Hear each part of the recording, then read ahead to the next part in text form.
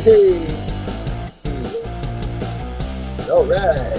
Here we go. Melissa, look at you sitting in a little office. You look very loyal-esque. Good morning, everybody. This is The Hey, Secret with Vincent Davis, except for we're missing Mr. Davis. He's taking a well-needed hiatus here. But you do have me and my co-host, Melissa Hara, here. And we're going to do the best that we can to answer some questions and talk about some things. So, look, help us out with this while Mr. Davis is out. If you got things to ask or questions to give or comments that you want to make, please do so. And let's see what we can do with the time we've got. So, Melissa, how you doing today? oh, I'm doing good. Yeah. What do you got for CPS? Anything? Any good news? Any good current stuff? Well, I'm a grandmother for the Oh, that's first right. I time. heard that. I heard. Yeah. Yeah, that's good. You're excited about that? Um, I already know who ends up changing more diapers in the whole gist of it. So, Yeah, but you know how but many grandmas are watching this show that wish that they were doing that? yeah, yeah. Yeah, yeah. The nice thing is with how small the baby is and how young it is, I get to turn around and tell Sarah it's her responsibility for now. Right. Being she's an adult now and everything, Yep. comes all the responsibilities, right? Yep, Playtime's over. absolutely. Yep. So Melissa, what do you think? What are you thinking about? What are you thinking is going on in this world? What do you think? You seen any change in anything? Do you think the movement's growing? Do you think anything's happening? I think a lot of the movement toward changing CPS due to the unfounded amount of immigrants that are coming in, and all the children that are coming in that are being shoved everywhere, literally, Right? and all the debt bondage they talk about. I think that many foreign children coming in, putting a spotlight on it, is going to fall over to put the spotlight on we the people.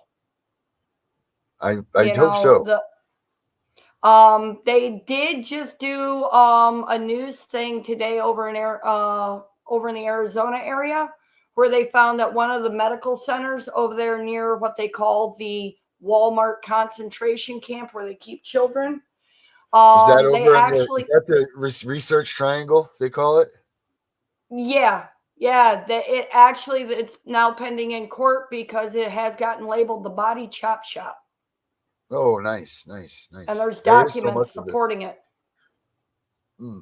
What do you think it's going to take for the American people to wake up and check this movement out and realize that this is real and that CPS is legitimately stealing children?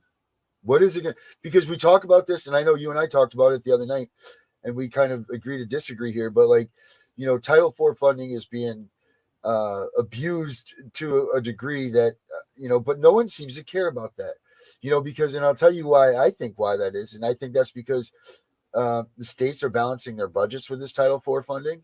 If you look at what's going on here, you've got an increased number of children being taken and then being adopted out. But then you look at a budget of a state and it's being balanced. Because each one of those kids they're worth at least $1 million to the state, if not more. Depending Oh, on what sure. they are. Our state in 2020 got something like $4 billion worth of Title IV funding. Right. You That's a know, that's a huge amount. and we were dollars in debt, and a lot of the debt relief that comes to states is actually uh they call it, I believe, CMD funding, but anyways, it's Communist Party funding. It's actually Chinese money. Right. Well, And they're buying up vacant land everywhere, and they're trying to offset the amount of money that comes in from that with Title IV funding. right. And that's And the that's only way to really slow that down would to be to get the Internal Revenue Service, who is supposed to be auditing and making sure Title IV funding is appropriately applied, to get them to wake up. And well, we already know they like covering up shit, so I don't think that's right. ever going to happen. but as far as this goes, but making America wake up to do something, because there's millions and millions of people out here that CPS is affecting on a daily basis. The Yeah. stats are a child a minute. A child a minute is being taken into custody. A child a minute is being taken into CPS custody. Like, how are those numbers not big enough for the American public to stand up and say, wait, hold on, something's wrong here?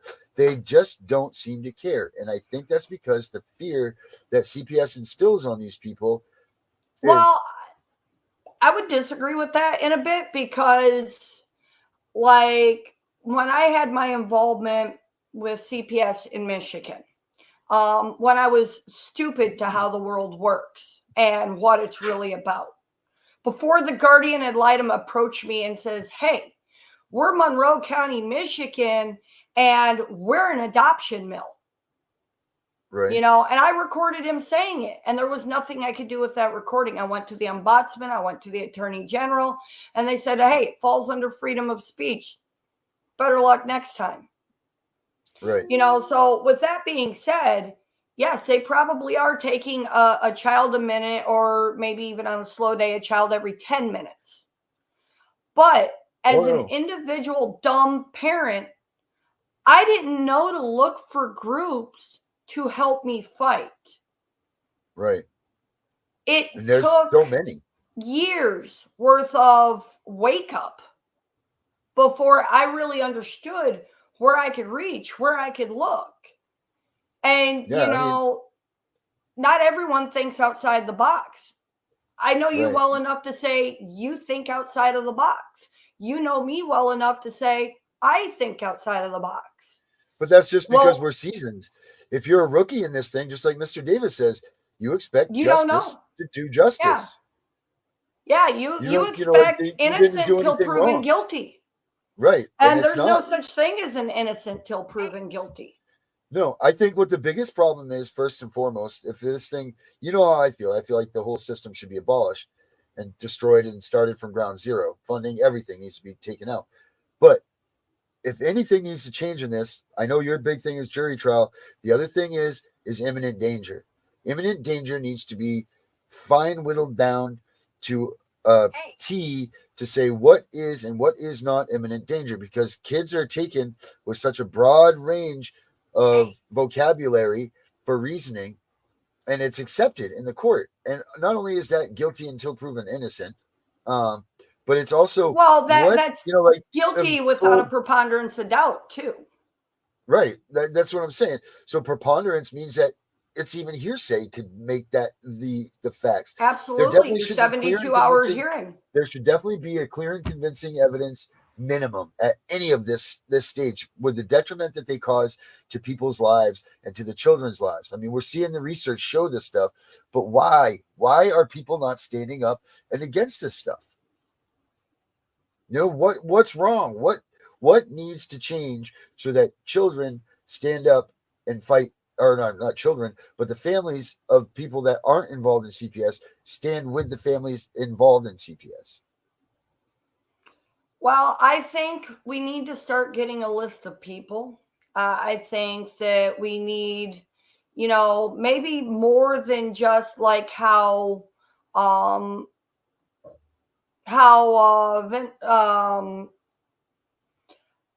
he has his list of people who are willing to kind of stand up and politically fight and help promote change. I think we need a victims list. We need a state by state victims list. And we need to figure out which counties are the worst in each state. And we need to figure out how we can go after how we can help in those counties where the corruption is worse. Because you and I, we're just two human beings in a sea of CPS. Yep. And we can scream to the high heavens, but between the money in your pocket and the money in my pocket, we'll get a Big Mac out of it. We ain't going to get federal change. Yeah, we're not even getting through the door. You know, so with that being said, and the fact that they have the world's best PR attorneys, well, I mean, that's how they survived as well as they have.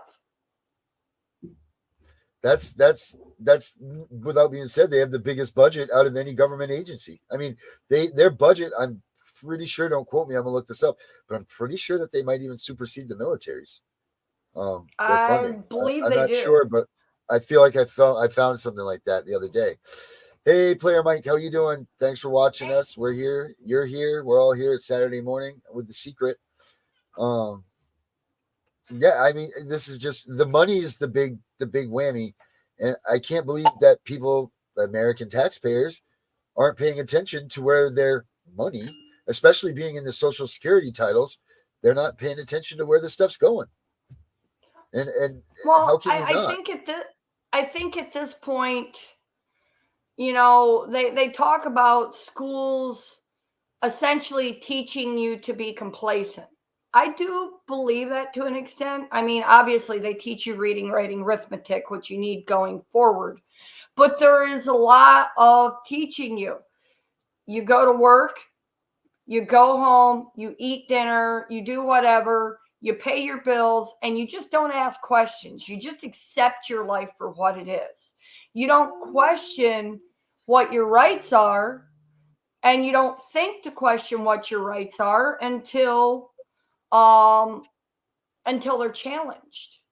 And more people need to wake up, open their eyes, see where their rights come from, what laws back those rights, and what stands between them and CPS taking their happy family apart. Because over and above the families that watch us that have incurred pain or know someone who has incurred pain, the families that are still safe and happy, my friend, she helped her best friend who has a case that their kids were walking home and the one kid said to the other kid, "Hey, let's head home. I'm hungry." Well, now his kids are in the system. He was wrongfully arrested and set in jail for felony interfering or obstruction or something like that. He sat there for months, and the system told them that he had stolen the kids from CPS and fled the state, when the fact of the matter is they never had possession of them. But the word of the worker, even though it was a lie, was held up by the judge. And I think a lot of change could incur if judges was willing to ask questions.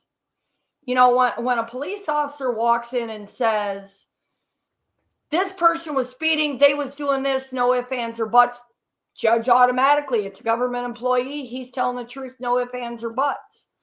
People lose sight of the fact that CPS in most of the states is a private corporation that is only government employed as a private third-party corporation, and no one questions their rules.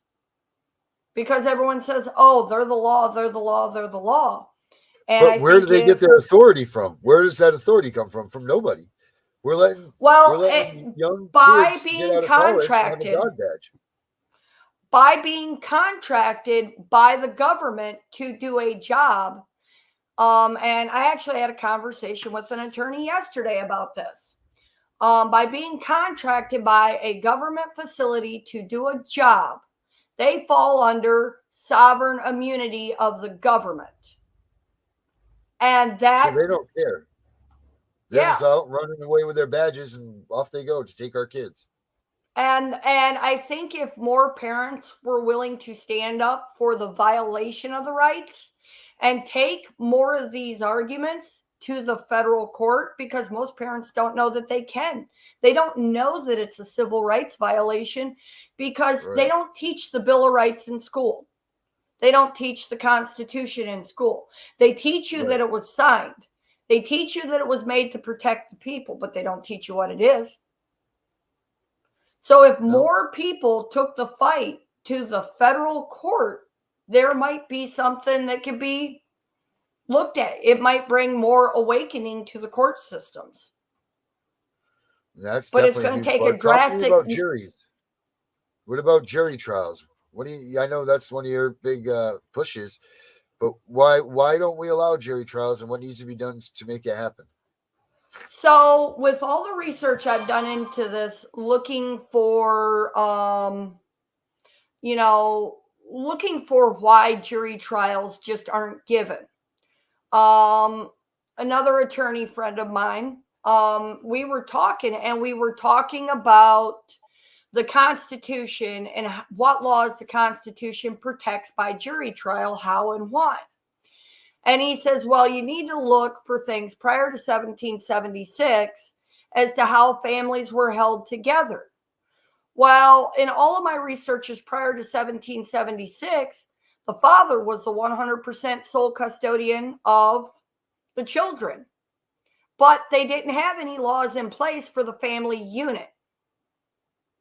And but moving forward with the Bill of Rights, it gives us fundamental rights, and those fundamental rights by the Constitution are supposed to be protected. But the Supreme Court has put out a ruling that essentially says that jury trials should not find anything different than what a bench trial may find. But the jury... How is that even possible? But the jury would not be in charge of directing the funding of the child. So Right. the outlook that the jury has would, in my opinion, be greatly different. And there is 6 current states, Michigan, my original home state, being one of those states that allow jury trials. And there's been some research into the fact that it's about, when juries are utilized, it's something like a 30 to 40% less likely chance of wrongful termination based on, failure to meet the proof of evidence needed for the trial. Where judges just automatically, they get the right, a judge is given the power to interpret the facts and the truth of the facts. The jury ain't given that right. The jury is given a clear-cut set of rules. This is what you have to adhere to. This is what you have to abide by. They're not given the right to interpret or to assume or presume or anything else. So I think by being judged by your peers with the correct things, I think it can make a lot of change in slowing it down. It's not going to cut the head off the beast, but it could help slow it down. It would definitely take the wind out of some people's sails, because you would think that trials would take longer now.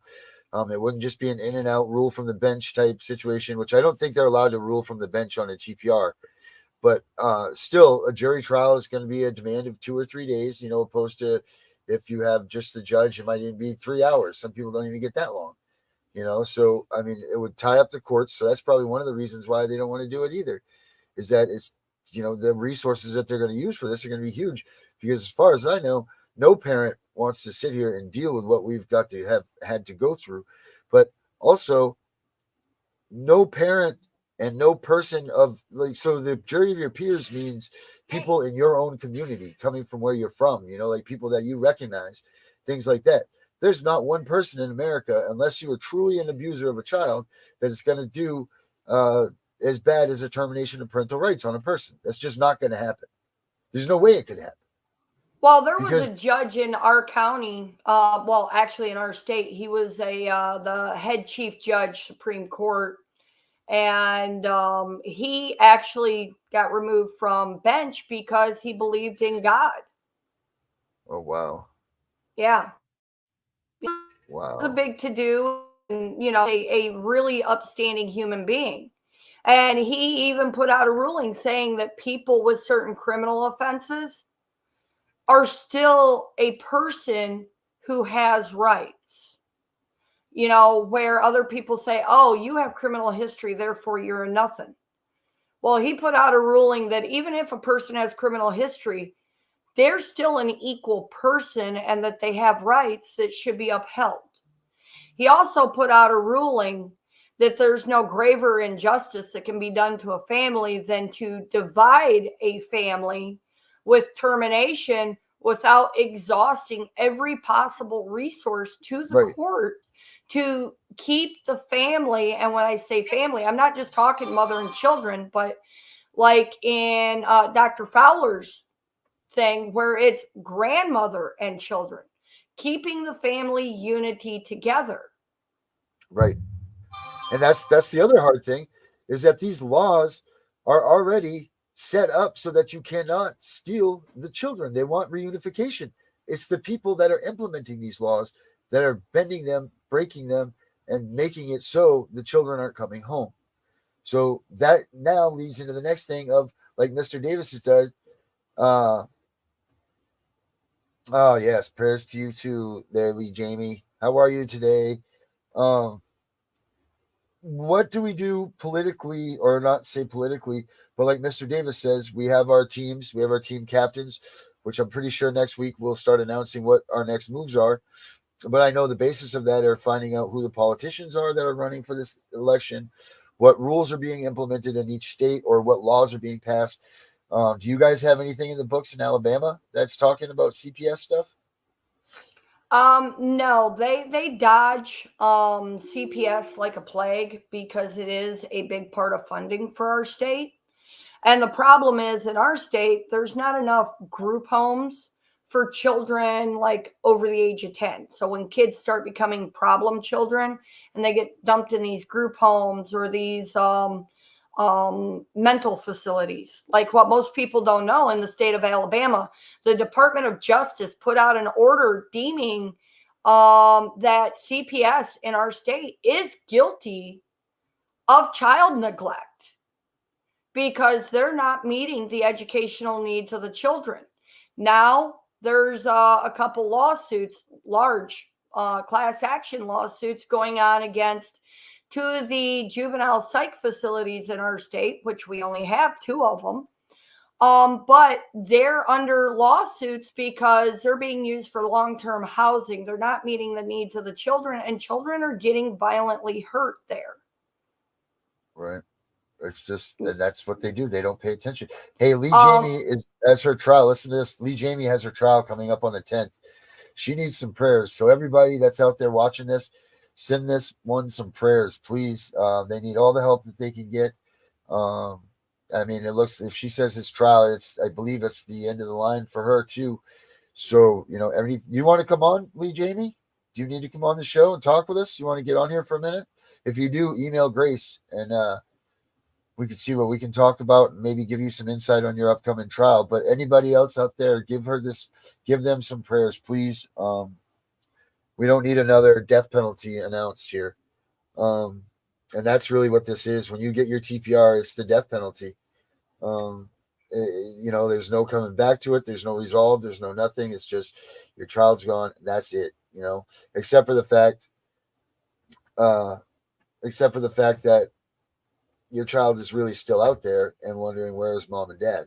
That's the thing. You can't tell me that these kids don't wonder as children when they've been removed from their homes, why, where's my mom, where's my dad? And the fact that they can lie to these kids. But when you read the CPS handbook, it says do not ever lie to these children. Well, hell, I'm running into an issue with my daughter, being that, she's attached to my case and she's down in Florida. I'm running into an issue where the GAL is actually stalking her down in Florida. Unbelievable. Fake Facebook profile. They've contacted the hospital asking that they take the baby and immediately turn it over to Alabama CPS. And her doctor over there, her doctor over there actually put a stop to it, but it's crazy. There seems that's what they do. Yeah. People think that people don't believe that it's real. People think that it's a bunch of malarkey, and it's not. I mean, I know in our situation that my wife, they stopped me from being able to go to visits because I was big bad Darren, and they wouldn't even allow me to ride in the car. Now it's 100 miles is how far we had to go see our daughter. And every time that my wife would leave the house when I wasn't with her, wouldn't you know, something would happen to prevent her or to try to slow her down or whatever. One time there was 5 nails in the sidewalls in the backside of a tire. How does that happen? How does 5 nails get into the backside of the sidewalls of a car. It doesn't happen unless someone goes down there and pounds all 5 of them in together. Like one time the whole exhaust system fell off the truck. It's a brand new truck. The whole exhaust system falls off while she's driving. Come on. So these things are real that they do. Just like this, like you're saying, fake Facebooks, like trying to get information on people. So there's one other thing too, is be cautious who you share your information with, who you air your laundry out to, because you don't know who actually is on the other end of that face on Facebook. You don't ever know, so be very careful when you're doing that, because that could be CPS sneaking right up on you. And don't think that they're not short of doing that. I mean, they've got your social media on lockdown. Like that's a fact. No, I actually had a bogus CPS contact, or a bogus Facebook contact me the other day. Yep. And they're like, "Oh, we've seen your TikToks, we've seen this," and they contact Melissa Hara, and they're like, "We've seen all of this. Can you help me with a CPS matter?" I'm like, "Who are you? And why are you friend requesting me?" I'm like, "I, Melissa Hara, do not have any TikToks, because under Melissa Hara, I don't even have a TikTok set up." But I noticed something odd about the Facebook. I went back in and I tried to delete the messages. You know how you can unsend something? Like I said, hi, Yep. I tried to unsend it. It won't let me. Yep, of course. There you go. Or try to delete one of the people that are in there that aren't supposed to be in there. You'll see. Right. You'll see that they won't go away. Yeah. Now today, Sarah's got someone doing that to her. And on their profile, it says they're originally from Bruton, which is a neighboring town, and that they lived in Orange Beach during the time that Sarah went to school in Orange Beach. And I said, "Well, Sarah," I said, "the account that was, pulling hokey pokey crap on me," I said, "they said they were from Bruton and that they live in Orange Beach." I said, "So just block it, report it as spam, and call it stalking." Because she's freaking out. Someone contacted, as you know, my daughter's married.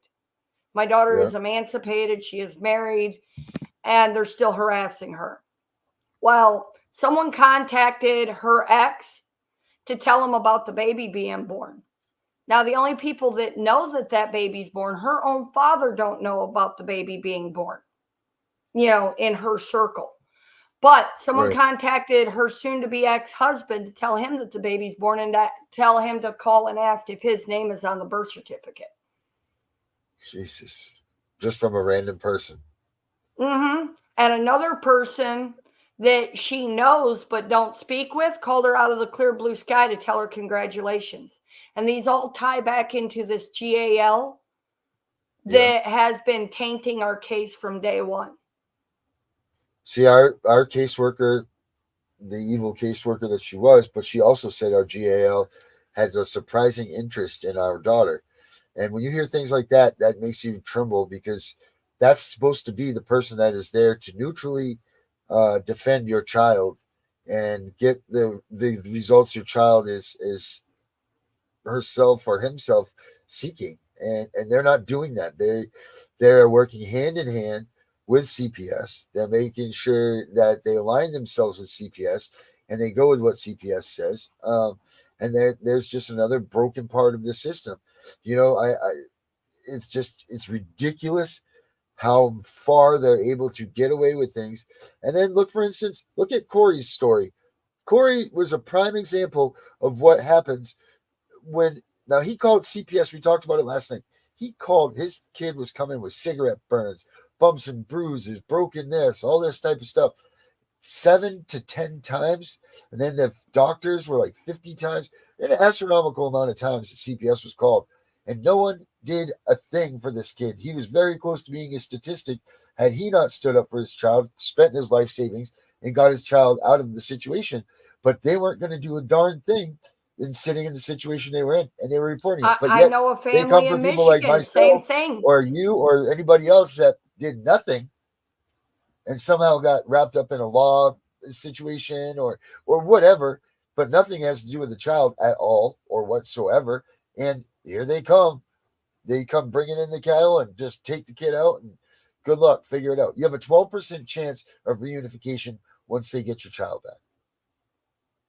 And the When they sad take your thing is, child, if they they don't need a physically get warrant their to hands take your on you, child. Yeah. if they get you, yeah, if they get your hands on your child, you get a 12% chance of getting them back.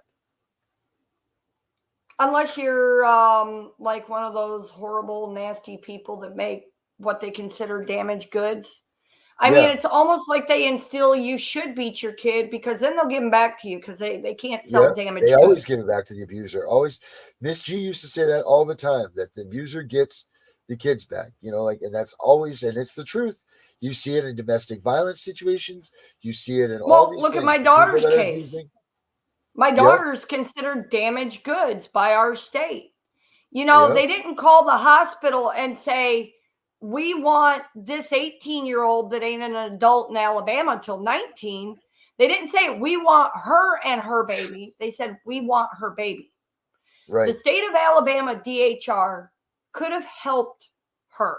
They could have helped right, her become a great adult. Instead, they have made the statement multiple times that they want her to stay a runaway until she ages out at 19. right. Okay. I got into it with the attorney for DHR on a conversation because Sarah had upcoming court and she needed a continuation. The guardian ad litem opposed the continuation, even though Sarah's in the hospital having surgery to have a child because she is a high risk. And I literally told this man, I said, look, I said, she is being neglected as a human being, and she is going to be forced to neglect her own child because of the abandonment and the shunning of CPS toward her. Yep, Because they will not give her services, they will not allow her to establish and prove that she's trying to be an upstanding citizen. They want the baby in care, and if she completes everything and jumps through every hoop, then they'll agree to give that kid back. and that's only if it's done in a timely manner, and that's on their time, not yours. That's their time. Right. Whenever they feel like it's enough or it's not, you know. Yeah, but in my case, I had a judge essentially take a vacation on my case for a year. And they Yep, met the statutes to not have to move forward. yep. And And my I'm going to they did the lose same my with mine. kid not for not complying, not for not doing it, but just for not meeting the timeline. That's now the argument of the order. So they did the same with me. Check this out. This is what they did to me.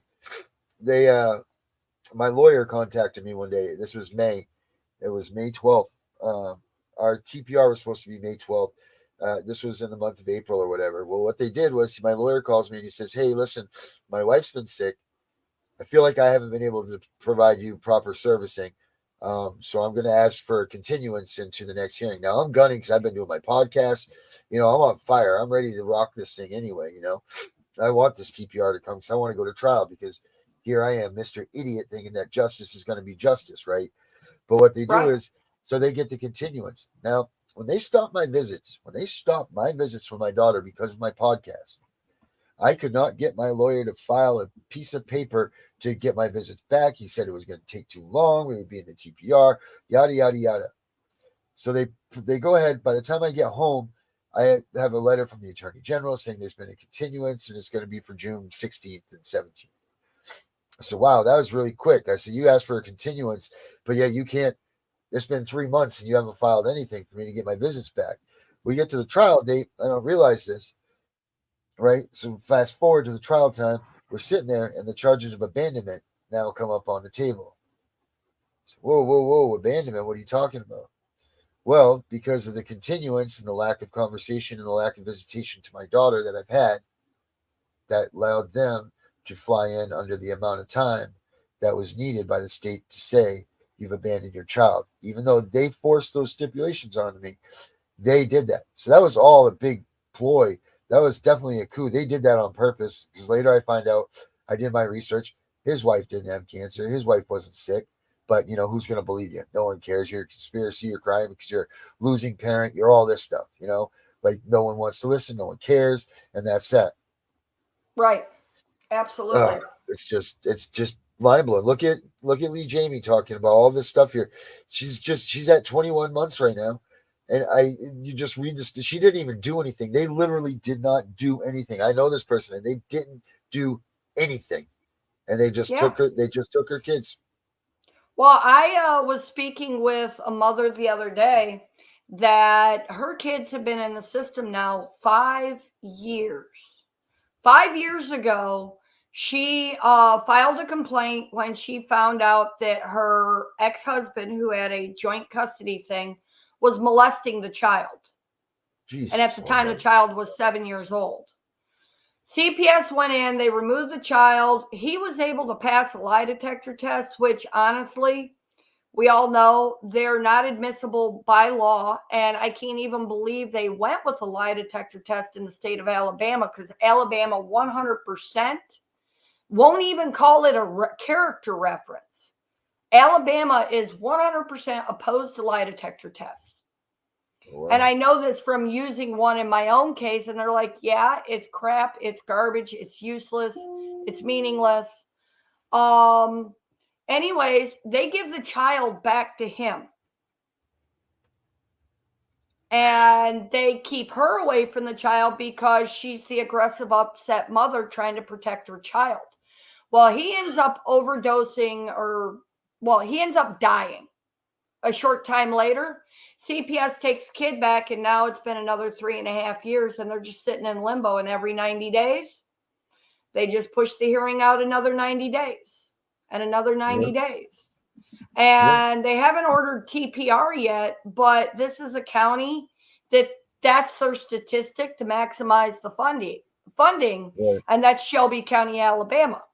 So anyone Yep. who loves their family, don't live in Shelby County, Alabama. Thank you, Player Mike. I appreciate that. It's very nice. He says, Darren, I care and I believe you. So thank you for that. I know all these people that watch us, like they all like, guys, all of you are the power that we need. Like we need all of us to come together and be one solid unit. Like all of us that are paying attention to these shows that we're in this, we appreciate you guys watching. We appreciate everything. But like join us in this fight. Like Hey, Darren, become more than is just there any this. way that we could start putting together, I guess you could say, the victims list, people Yeah, and I their don't see email? why we couldn't. I And we'll talk to mean, Mr. Davis, and I don't see why we couldn't. yeah, because I think we need to put together a an email list, a victims Yep. list. And that way, and I think we would need their name, an email address, and like a county or a state at least, Right. so that we Right. can figure out where the worst parts are. So as we start pushing to change these laws, if we need supporters, or if we're going up to the house to Yeah. submit a bill like my bill, Right. maybe we could have 10 supporters show up in support of this bill, to stand there with a sign saying, hey, we support change, we support bettering our states, when the fact of the matter is we want to bring our children home. And if Yep. we could start bonding together as a big spider web network of families, and we start being able to identify someone, like maybe even if you yourself ain't a victim, you can say, hey, I'm Jane Doe from Toledo, Ohio, but my friend in Waseon, Ohio is suffering this kind of trauma. Here's their name. And if we can start figuring out who this one a minute is, or the one every 10 minutes, then I think we can start bonding together as a big mass of people, as a big group of people, and we can all start writing letters to our senates, letters to the government. At some point, if we put an overabundance of something there, someone is going to have to pay attention somewhere. Be it maybe Republican Ted Cruz out of Texas, or Marjorie Taylor Greene out of Georgia. Someone will notice. And even if they can't directly help us in our state, they can advocate at a higher level. Yep. Absolutely. And that will be a great way to network just people to have a support for each other. Because the thing that they Right. do to us is they isolate us and they push, you feel worthless. You feel like, you're no good once this stuff happens to you. You feel like you've done wrong because this is the worst thing that could possibly happen to you is the TPR. And you just feel like you're worthless. And it's very hard to deal with that. I mean, it's worse than losing a child, in my opinion. I can't say that because I don't know. I don't, thank God, my other daughter is alive. She didn't pass away and nor get taken by CPS, but it's very, very tough to know that your child is still out there looking for you and what you need. It's just a crappy feeling. So to have a list of people that can not only band together to be strong, but can get together and lift someone up when they need it, when they're down and out, and to be their Right. support, Right. And that's what's even if we more important. wanted to do something to where, like, I have something on change.org, Yeah, about yeah. my So do I. bill Yep. pushing for, but if we knew who these people were, we could get a mass number of signers, maybe enough that when Yeah. we send something to a representative, a senate, a heck, the president, You know, you know, here's the thing. Check this out. I had over five, I think it was 7,000 views on my change.org. 250 people signed it. So this is the other problem. Why are people not taking the time to support the people in this? Like, why are they not taking that? because they're Um, blind to it. They're complacent in their situation. They right. think that paying taxes is a privilege. It's the privilege of the American way. They don't realize that, essentially it's a debt bondage. You work to pay fuel tax, food tax, state fees, since they don't require representation, federal fees, docking fees, you know, Yeah. as I one time when I bought my new Harley back in the day, and I sat down with the head lady from the place, and I said, "Look, I realize buying a Harley, I'm buying a name." I said, "So let's sit down and let's go through the BS fees and figure out what I really should pay, what I have to pay, and what you'll accept, which is what I'll finally pay." Yeah. And people get complacent in that, and they're oblivious to it. And if it doesn't affect them, they don't care. Right. Right. And But this is the thing. another avenue of support that people can look at, if you belong to a large church organization, like me, I'm a member of the United Methodist Church, and there's a Yeah. lot of people that belong to, some World Church of God or something. But you can find a lot of members and people to speak with and advocate programs through your churches to help you reach out into the community to reach lawyers, because through your church you may get a free attorney who is not court appointed, or the mayor may be at your church. Maybe he might want to ask a direct question as to what the heck's going on. Or maybe, like, the town I was in, we had a federal Senate person that attended our church. I got to sit and have breakfast with him, and I Right. advocated to him the fact that the system is so corrupt with the need of change. Well, he himself kind of brushed me off as, "Oh yeah, you're just a little person." But his campaign manager to this day is one of my best friends, and she is the one that is doing a lot of outsourced reaching for me, trying to find, people in higher seats to bring together to promote change. Yep. That's it. Hey, Patty Martin, if you get a hold of Grace, she will direct you to whoever you need to speak to, whether it was me or Melissa or both of us. But if you email grace@vincentdavis.com, I think I'm getting it down, Pat. She'll go ahead and get you in touch with one of us, whoever you were looking for. And Lee Jamie, I just figured it out. You're scooting around, aren't you? Um, Yeah, Patty Martin, definitely do that. Get a hold of Grace, and whoever you're looking for, she'll direct it, and we'll get in touch with you. But Lee Jamie, answer that question, right? You're scooting around. And yeah, we're gonna send all the prayer warriors your way. Absolutely. There's nothing more powerful than the power of prayer is huge. There's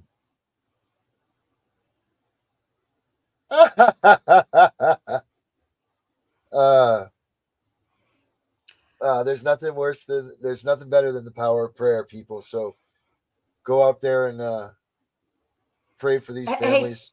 Hey, Darren. Not yeah. to change the topic, but I just got sent a screenshot of the person stalking my daughter's Facebook. Oh yeah. It was the same person, the same bogus account that was stalking mine. Of course it is. I just thought that kind of humorous. Well, there you go. That's it right there. That's the gang stalk.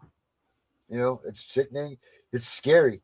It's scary that a government agency can get involved in all of these tactics that infiltrate us as our rights. Yeah, of course it is, Lee Jamie. It is. It's the social workers, and they're trying to hone in on where this baby is. And well, they know where it is because it had to be filed in the continuation. And the GAL is the one. The GAL is best friends with so many people in my case that she's the one that someone has said, hey, I want that child when it's born, as long as there's no major issues. And she's the one trying to help promote that.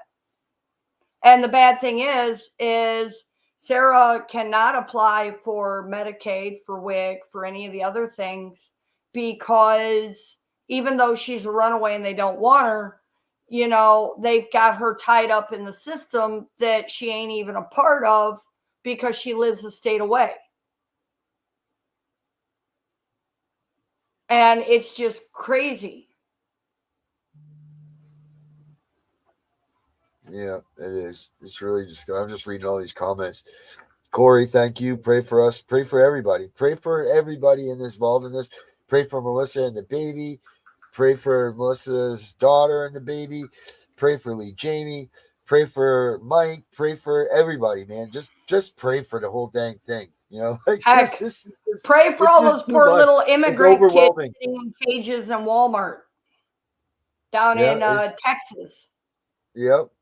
This is getting bigger and bigger, not smaller and smaller. And we need to just all band together and punch these guys right in the face. All right, Melissa. I think that's it for a Saturday morning rendezvous.